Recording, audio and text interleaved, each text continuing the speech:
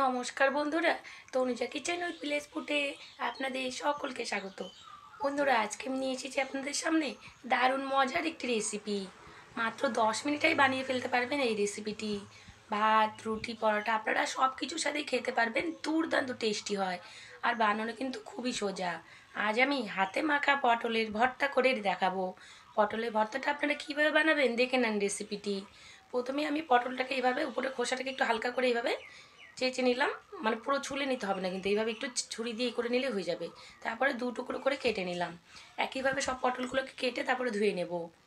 আর আমি দুটো টমেটো দু টুকরো করে কেটে কেটে নিয়েছি। আর একটা বড় সাইজের রসুন ছাড়িয়ে নিয়েছি, একটা বড় সাইজের পেঁয়াজ নিয়েছি। আর 8-9টা কাঁচা লঙ্কা নিয়েছি।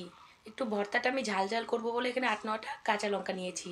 আপনারা চাইলে ঝালটা আপনাদের পরিমাণ মতো দিতে পারেন। এখানে কিন্তু 200 গ্রাম মতো পটল আছে। এবার দেখুন বন্ধুরা, রেসিপিটি কীভাবে বানাচ্ছি। কড়াই বসিয়ে দিয়েছি, কড়াইয়ের মধ্যে তেল দিয়ে দিলাম 4 টেবিল চামচ মতো। দিয়ে এর মধ্যেই আমি টমেটোগুলোকে দিয়ে দিলাম। তারপরে পটলগুলোকে দিয়ে দেবো এইভাবে। পটলগুলোকেও দিয়ে দিলাম। এবার উপর দিয়ে আমি রসুনগুলোকে দিচ্ছি, তারপরে কাঁচা লঙ্কাও দিয়ে দেবো। সব কিছু দিয়ে এগুলোকে 10 মিনিট মতো ভেজে নিলেই রেসিপিটি কিন্তু একদমই তৈরি হয়ে যাবে। এবার দিয়ে দেবো স্বাদ মতো নুন আর 1 চিমটি মতো হলুদ গুঁড়ো। বেশি দিতে হবে না হলুদ গুঁড়ো, সামান্য একটু দিলেই হয়ে যাবে। দেখুন সামান্য একটু আমি হলুদ গুঁড়ো দিয়ে ছড়িয়ে দিলাম।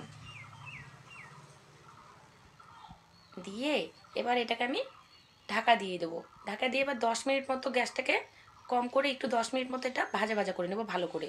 মাঝের মধ্যে কিন্তু একটু নেড়ে দিতে হবে, নাহলে কিন্তু নিচে এক পাশে হয়ে যাবে, আবার আরেক পাশ কাঁচা থেকে যাবে। তাই এভাবে ভালো করে নেড়ে চেড়ে উল্টে পাল্টে পটল আর টমেটোটাকে একসাথে ভালো করে এগুলোকে ভেজে নিতে হবে।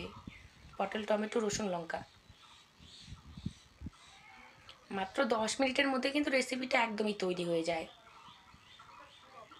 দেখুন এইভাবে নেড়ে চেড়ে দিচ্ছি। ভাজাটা কিন্তু একদমই হয়ে গেছে। দেখুন পটলগুলো খুব সুন্দর ভাজা হয়েছে, টমেটোটাও খুব সুন্দর ভাজা হয়েছে, গলে যাচ্ছে একদম টমেটোটা। আর রসুন লঙ্কা তো ভাজা হয়েই গেছে।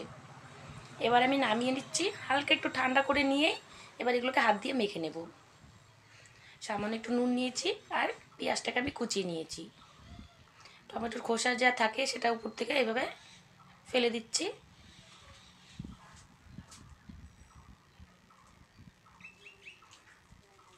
এবার এই রসুন, লঙ্কা, টমেটোগুলোকে একসাথে ভালো করে প্রথমে মেখে নেব। প্রথমে লঙ্কাগুলোকে আমি হাত দিয়ে এইভাবে মেখে নিচ্ছি।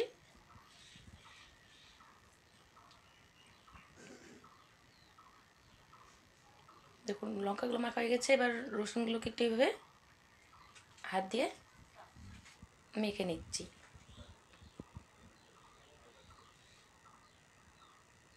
এইভাবে মেখে নিলাম। এরপর টমেটোগুলোকে মেখে নিচ্ছি।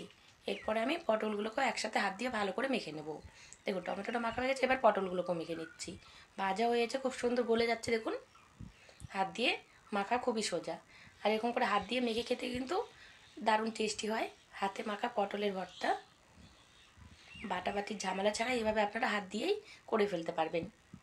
দেখুন এভাবে এবার একসাথে সবগুলোকে মিলিয়ে নিয়ে তারপরে পেঁয়াজ কুচনোটা দিয়ে দেবো।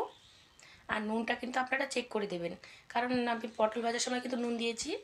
তারপরে এবার যেটুকু নুন লাগবে সেই পরিমাণ মতো দিচ্ছি, আপনারা পরিমাণ মতো দিয়ে দেবেন। পেঁয়াজটাকে একটু হাত দিয়ে ভালো করে চটকে নিচ্ছি প্রথমে নুন দিয়ে। চটকে নিয়ে এবার এগুলোর সাথে একসাথে ভালো করে মেখে নেব।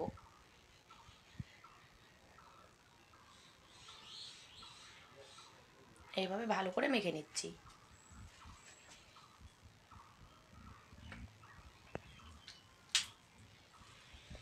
উপর দিয়ে 1 টেবিল চামচ মতো কাঁচা সর্ষের তেল দিয়ে দিলাম। ব্যাস, আজকে হাতে মাখা পটলের ভর্তা একদমই রেডি। ভাত, রুটি, পরোটা আপনারা সব কিছুর সাথে খেতে পারেন, দারুণ টেস্টি।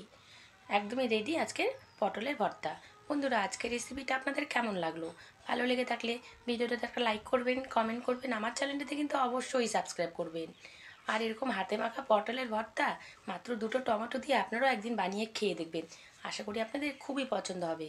এক থালা গরম ভাতও শেষ হয়ে যাবে, রুটি পরোটাও শেষ হয়ে যাবে, দারুণ টেস্টি হয়। বন্ধুরা, আজ আমি আসছি, আবার আপনাদের সাথে দেখা হবে নেক্সট ভিডিওতে। আপনারা সকলেই ভালো থাকবেন, সুস্থ থাকবেন। আর এরকম হাতে মাখা পটলের ভর্তা একদিন অবশ্যই বানিয়ে খেয়ে দেখবেন। দেখতে যেমন সুন্দর হয়েছে, খেতেও কিন্তু দারুণ সুস্বাদু। ধন্যবাদ বন্ধুরা।